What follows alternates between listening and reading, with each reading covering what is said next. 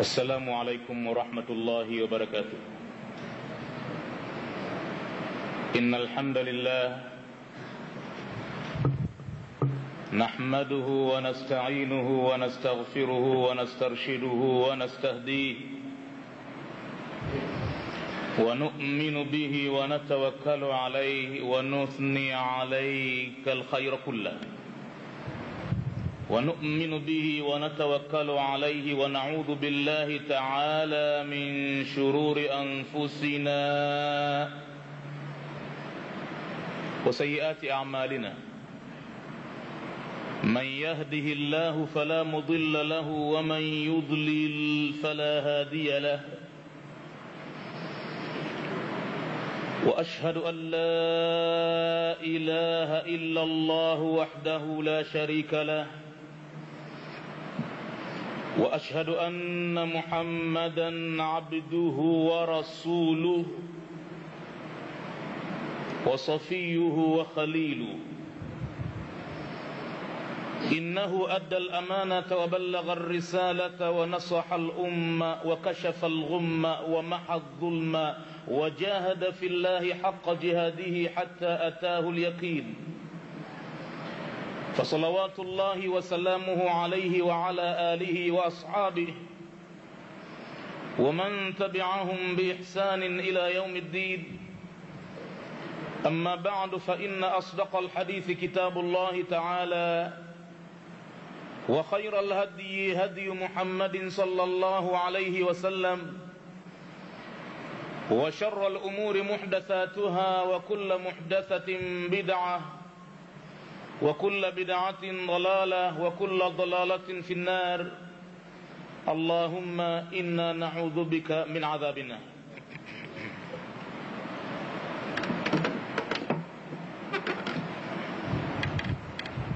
Kabla hatujaendelea na darsa ya tafsiri katika suratu Naba, kwanza kwa idhini ya Mwenyezi Mungu Subhanahu wa Ta'ala nitalijibu suala lililokuja kutokea upande wa kina mama. Ni suala ambalo muhimu kwenye kadhia inavyoonyesha ilitokezea jana hapa msikitini. Wanawake wanauliza hivi, wanasema tunaomba utueleze kuhusu hii sijidati tilawa. Sijida at-tilawa yani ni sijida ambayo inapatikana baada ya kusomwa aya ya Qur'ani, ikawa imetoa amri au imeashiria vitendo vya watu wema wakati wanaposomewa Qur'ani na sujudu. Basi aya ile yataka kuigwa vitendo vya watu wema wale, au kutekelezwa amri ya Mwenyezi Mungu ile wanaoswali au mtu anasoma Qur'ani akifate kitendo kile. Hiyo ndiyo sijida at-tilawa. Anasema tunaomba utueleze kuhusu hii sijida tilawa, kwa sababu sisi sote huku wanawake tumesujudu wakati inasaliwa swala ya tarawehe. Tumesujudu wakati tunaijua aya ile ni aya ya kusujudu. Kumbe imam aliyekuwa anasalisha, imamu yeye hakusujudu na wala hajatoa sijdati sahwi wakati anaimaliza raka yake ya pili ile, yani mwisho wa sala. Sasa wanauliza wanawake, vipi suala hili? Kwa sababu sisi wanaposema wenyewe tumecheza penalty ndani ya swala. Je, suala hili si lazima kwetu ingawa ni sunna? Baya zaidi sisi huku wanawake, kuna ambaye alisujudu na wenzake wakamfuata, baada ya kumaliza swala wakawa wanamcheka na kumsema eti amesujudu yeye mtu mmoja na wenzake wote wamemfuata yeye.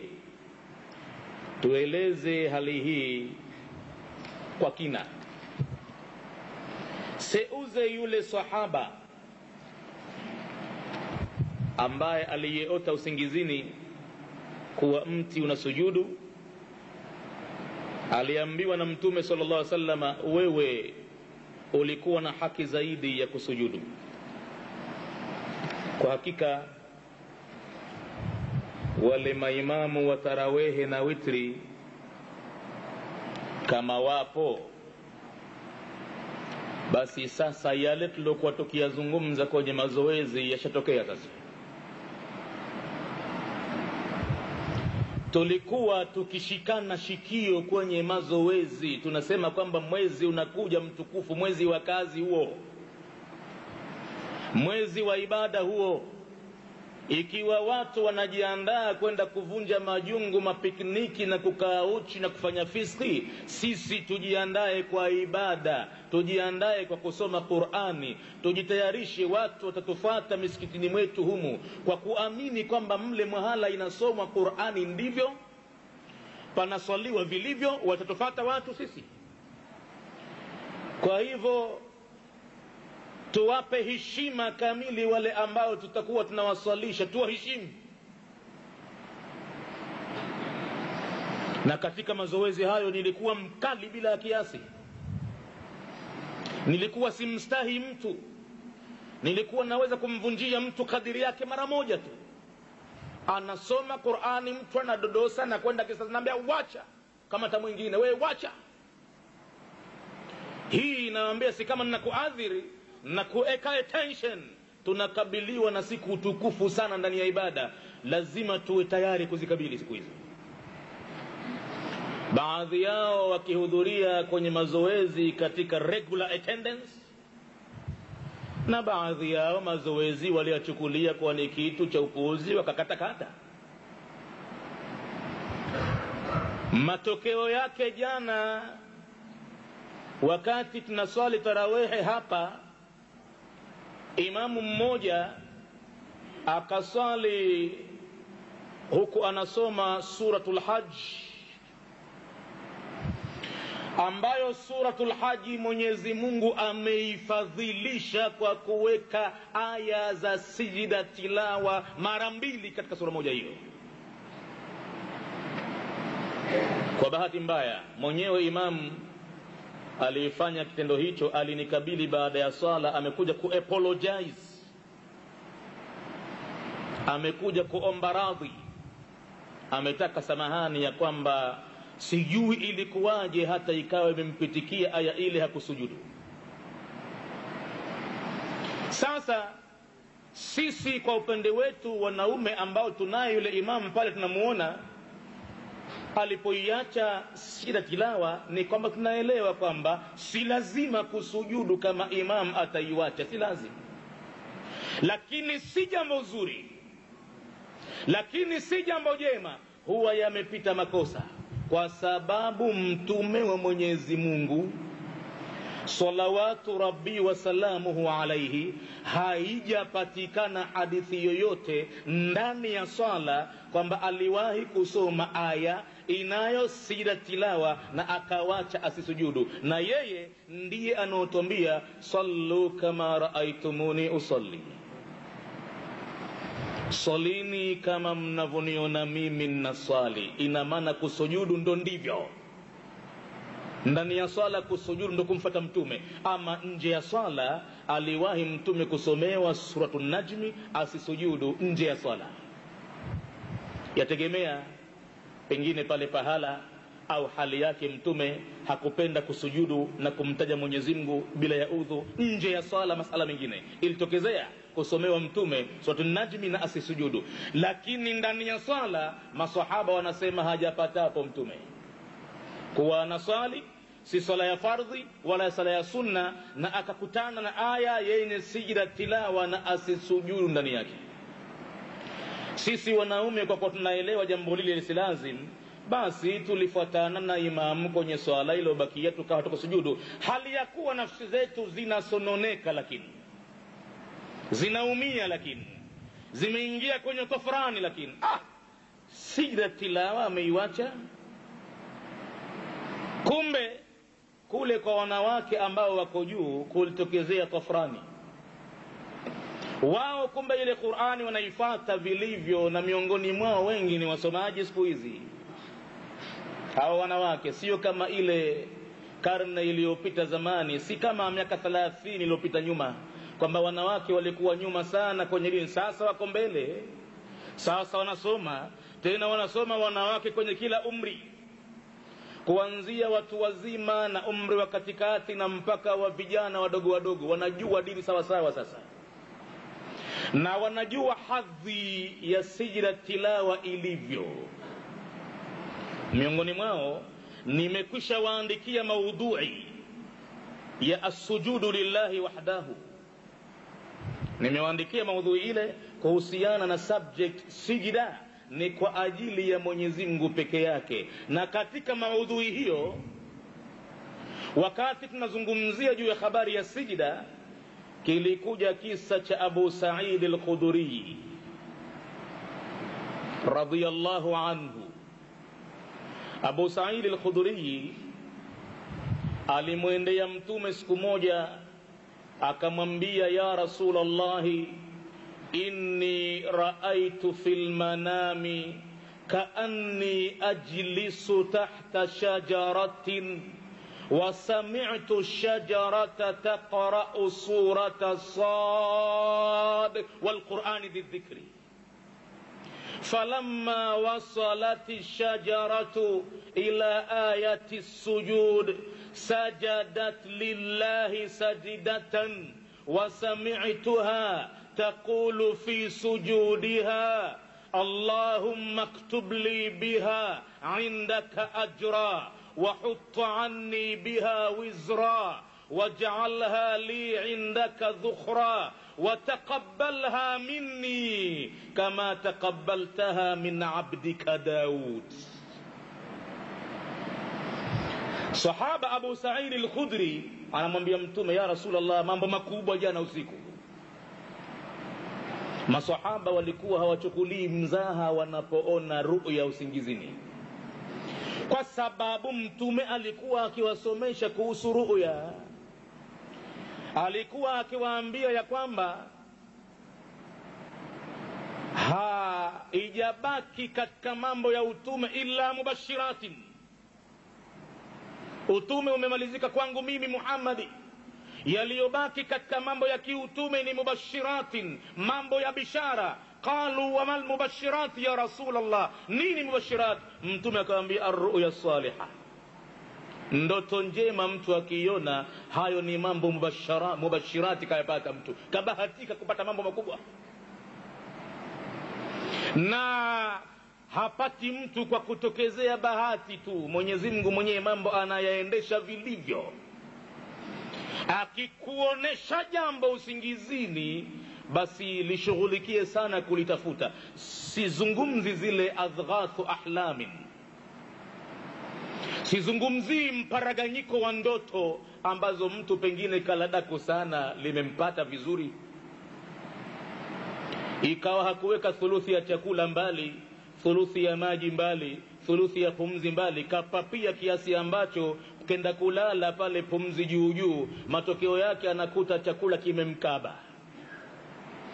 Na njozi zinazokuja pale ni njozi za vitisho moja kwa moja, njozi za kufukuzwa na simba. Watu wote wanakwenda mbio, yeye mtu hendi, yuko hapo hapo anaanguka mashimoni.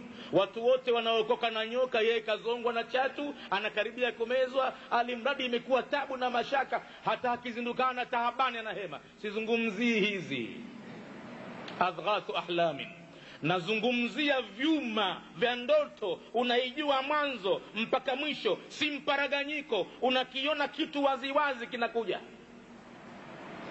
Kama ni maneno safsafina, hata kama unazungumza na aliyekufa zamani, anakwambia kitu safsafina.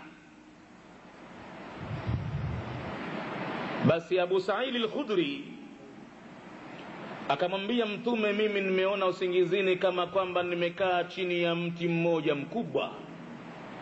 Ule mjiti وسمعت الشجرة تقرأ سورة صاد والقرآن ذي الذكر. nikausikia mti ule unaisoma surata Sad.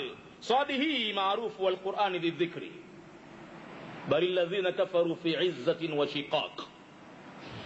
Na ndani ya surata Sad uliendelea ule mti, sura ninaijua wallahi, mti unasoma ninajua kwamba hiyo ni aya kadha, hiyo ni ikhfa, hiyo ni idghamu, nimekaa makini kabisa, naona raha ule mti unasoma surati Sad. Ukaja zake mti mpaka ukafika pahala penye sijda tilawa. Pahala hapo ni kuhusiana na kisa cha nabii wa Mwenyezi Mungu Daud alayhi salam. Siku moja nabii Daudi ghafla aliingiliwa na watu nyumbani kwake, hawajui watokako. Mwenyezi Mungu anasimulia kisa hichi, wa hal ataka naba'ul khasmi idh tasawwaru al-mi'rab إذ دخلوا عليه ففزع منهم قالوا لا تخف خصمان بغى بعضنا على بعض فاحكم بيننا بالقسط أو بالحق ولا تشتت واهدنا إلى سواء الصراط إن هذا أخي له 99 نعجة ولي نعجة واحدة فقال أكفلنيها وعزني في الخطاب قال لقد ظلمك بسؤال نعجتك إلى نعاجه وإن كثيرا من الخلطاء لا يبغي بعضهم على بعض إلا الذين آمنوا وعملوا الصالحات وقليل ما هم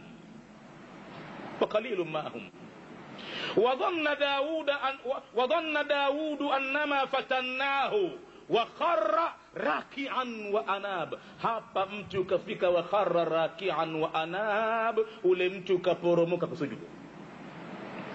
Na asili ya kuporomoka mtu kusujudu, kielelezo cha kisa hichi ni hivi: wa hal ataka naba'ul khasmi, je msikilizaji, imekujia habari ya watu wanaogombana, watu wanagombania jambo. Idh tasawwaru al-mihrab, kumbuka pale walipokiuka ukuta nyumbani kwa nabii Daudi, ghafla wameingia ndani. Idh dakhalu alayhi, kumbuka pale walipoingia kwake nabii Daud. Fadakhalu ala Daud. Idh dakhalu ala Daud, sio dakhalu alayhi. Haya, idh dakhalu ala Daud, kumbuka pale walipoingia kwa nabii Daud. Fafazi'a minhum, nabii Daudi akafadhaishwa nao, alishtuka, watoka wapi watu hawa? Qalu la takhaf, wale watu wakamwambia usiogope mzee, take it easy, haya mambo si kwa ajili ya shari yako wala nini, sisi tumekuja tuna ugomvi wetu. Khasmani, sisi ni wagombanao wawili, bagha ba'duna ala ba'dhin, amefanya kibri, dhulma, mmoja wetu kumdhulumu mwingine. Fahkum bainana, pitisha uamuzi baina yetu nabii Daudi bilqist, kwa uadilifu. Wala tustit, na wala usipendelee huku wala huku. Wahadina ila sawa'i sirati, na utuongoze kwenye njia iliyonyoka. Haya, eleza wewe msemaji mkubwa sana, hebu eleza. Mmoja wao anaambiwa aeleze. Akaanza kutoa statement mtu mmoja. Akasema, nimekuja kwako mtume wa Mungu, wewe na wewe ndo hakimu wetu. Inna hadha akhi, huyu ndugu yangu. Ndugu yangu si maana ya kuzaliwa tumbo moja. Ndugu yake mtu anakuwa katika dini ndugu yake vile vile, ndugu yake jirani yake ndugu yake vile vile. Inna hadha akhi, huyu ni ndugu yangu. Lahu 99 na'jatan, yeye anao na'jatan, ngamia 99 au kondoo au mbuzi. Walia na'jatun wahida, na mimi nina kondoo wangu mmoja. Yeye anao kondoo 99, mimi nina wangu mmoja. Huyu unamuona ndugu yangu, nimekuja naye hapa mashtakani, huyu ndivyo alivyo. Mtazame uzuri sura yake. Nabii Daudi anatazama kweli, amtazama yule mtu anoshtakiwa, ana kondoo 99 na mwenzake anaye mmoja tu.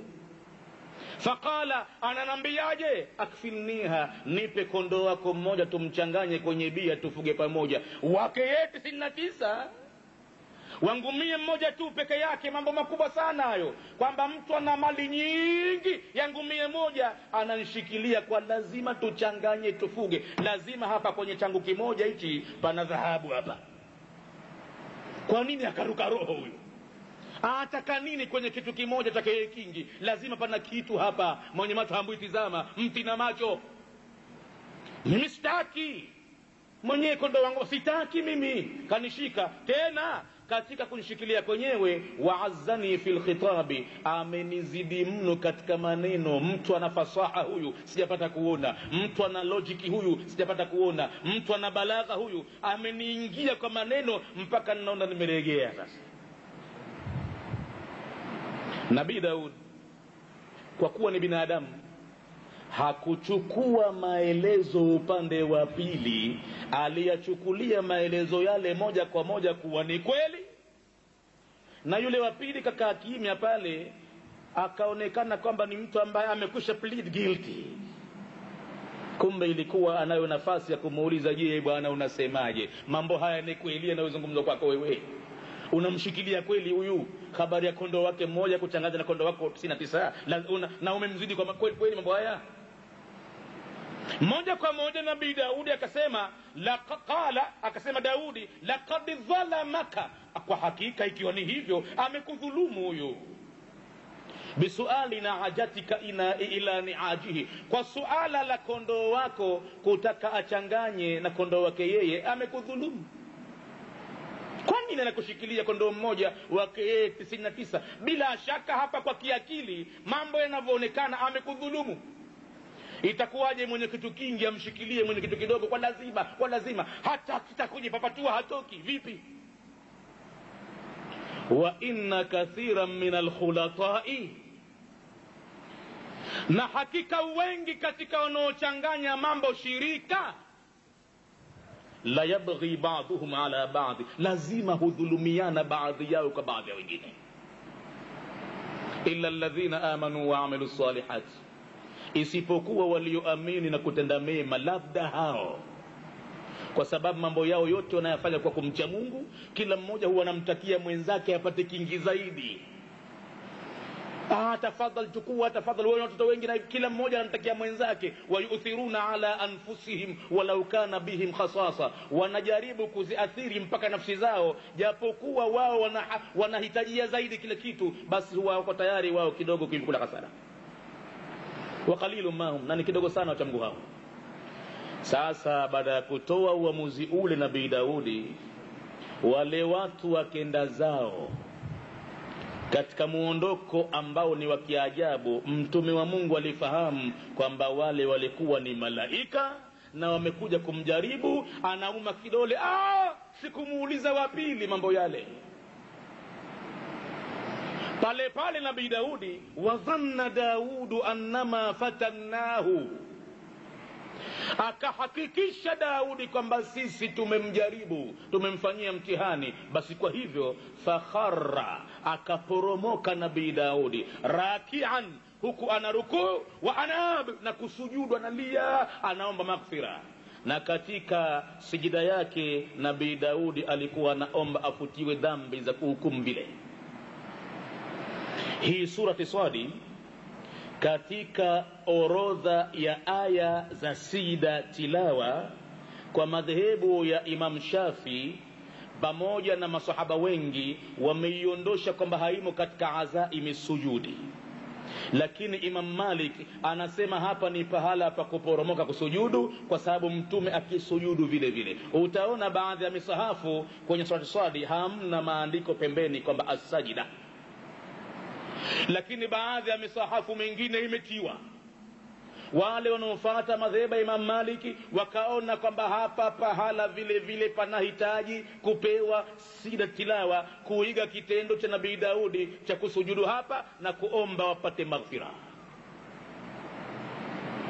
Kwa hivyo ikiwa aya imeashiria hivyo na maana yake ni hivyo, sasa Abu Sa'id al-Khudri amelala usingizini na akaota ya kwamba amekaa chini ya mjiti, na mjiti umeisoma sura hii. Ulipofika wa dhanna Daudu annama fatannahu wa kharra raki'an wa anaba, mti ukasujudu, basi anasema Abu Sa'id al-Khudri, uliposujudu ule mti na uona umesujudu, wasami'tu shajarata taqra'u fi sujudiha, unasoma katika sajida yake maneno yafuatayo. Mti unasema Allahumma, ay Mwenyezi Mungu, uktub li biha indaka ajra, niandikie mimi kwa sajida hii kwako wewe malipo. Wa huttu anni biha wizra, na uniporomoshe kunifutia mimi kwa sajida hiyo mzigo wa madhambi. Waj'alha li indaka dhukhra, na unijalie mimi kwa sajida hii mbele yako ni akiba yangu ya baadaye. Wataqabbalha minni, na unikubalie mimi sajida hiyo kwangu mimi, kama takabbaltaha min abdika Daud, kama ulivomkubalia mja wako Nabii Daudi, na mimi pia unikubalie. Mti unasema maneno yale kwenye sajida. Alipomaliza Abu Sa'id al-Khudri kuzungumza ndoto hii kwa Mtume sallallahu alayhi wasallam alimuuliza Aba Sa'id, wa hal sajadta anta ya Aba Sa'id? Ulipokisha kuyaona hayo usingizini Aba Sa'id, huko usingizini kwako au baada ya kuamka, umesujudu wewe mwenyewe? Baada ya Mwenyezi Mungu kukuonyesha vitu kama hivyo, je, wewe umesujudu? Jiti limesujudu, je, wewe umesujudu?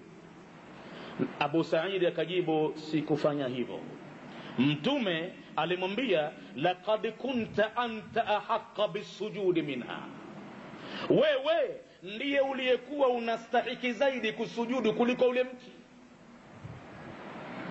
Basi Abu Sa'id al-Khudri anasema, wakati anazungumzia habari hii, pale Mtume nikamuona anapiga magoti, anaelekea kibla, anasujudu. Wasami'tuhu yaqulu fi sujudihi, na nikamsikia Mtume katika sijida yake maneno yale ambayo niliusikia mti ukisema, yani Allahumma aktub li biha indaka ajra, wa huttu anni biha wizra, waj'alha li indaka dhukhra, wa taqabbalha minni kama taqabbaltaha min abdika Daud. Hii ndio sijida tilawa. Kuna baadhi ya wanafunzi wanawake mimi nimeshawaandikia maudhui ndani yake ikiwemo habari hii. Wao sasa wanawake wanajua uzito wa sijida ulivyo. Si watu ambao sasa utawapakia tu kwenye lori lako la swala, nenda vyovyote vile kama watakaa pasinje tu. Ni kwamba wanaifuata Qur'ani wanawake. Wanajua sasa kinasemwa nini, na wanakuja basi hawakubali kusinzia. Si kama atakuwa amelala, atalala tolala, lakini wako waliokuwa makini wanaifuata kwamba aya hiyo sasa hivi ni sijida, wako makini. Na wanajua hadhi ya sijida ilivyo, kwamba Mtume kasema, aqrabu ma yakunu al-abdu ila rabbih wa huwa sajid, katika nafasi aliyokurubia zaidi mja kwa Mola wake ni pale alipokuwa amesujudu. Hajapata mtu kuwa karibu na Mwenyezi Mungu zaidi kuliko aliposujudu. Kwa hivyo ilivyokuwa ushafika pale karibu na Mwenyezi Mungu, faakthir min ad-du'a, Mtume anakuamrisha Muislamu, fanya wingi wa kuomba dua, wa anta sajid, na ilhali umesujudu, fanya wingi wa kuomba dua. لأن أقرب ما يكون العبد إلى ربه وهو ساجد أكثر من الدعاء. Fanya wingi wa kuomba dua kwenye sijida, na wakati unaomba dua kwenye sijida, faqaminun an yustajaba lakum, thibitisheni kwamba mtajibiwa dua zenu mtazoziomba kwenye sijida. Haja yako ulionayo sasa itaje pale. Ikiwa mambo yanakuendea vibaya kimaisha, riziki zinakuwa za wasiwasi, unapambana na tough time, mwambie Mwenyezi Mungu pale kwenye sijida. Imamu anakupeleka pale, mwambie ya Razzaq urzuqni rizqan wasi'an halalan tayyiban mubarakan fihi kama anta tuhibbu ya rabbi wa tarda. Mwambie tena, Allahumma innaka ta'lamu bihali minni, Mwenyezi Mungu wewe ndio unaojua hali yangu mimi kuliko ninavyojijua mimi mwenyewe. Tena mwambie wazi wazi, dhaqat alayya al-ardu bima rahubat, imekuwa dhiki kwangu mimi ardhi pamoja na wasaa wake hivi sasa, watoto uko nyumbani, mambo mabaya, mambo magumu. Farzukni rizqan halalan tayyiba, Mwenyezi Mungu nakuomba sasa kilillahi, niruzuku mimi riziki ya halali nzuri, mubarakan fihi, yenye baraka nyingi ndani yake, kama anta tuhibbu ya rabbi wa tarda, kama vile unavyopenda mwenyewe na unavyoridhia. Utizame ukiondoka pale, huenda ukapambana na mtu hapa mlangoni nje ya msikiti, anakwambia kitu kadhaa kadhaa hichi kwa ajili yako na watoto mwezi wa Ramadhani. Hiyo mujarrabun, imekwisha jaribiwa, na hivyo ndivyo inavyotokea.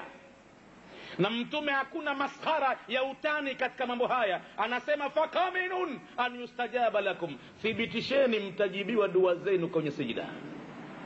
Sasa watu wanachukulia uzito mambo haya.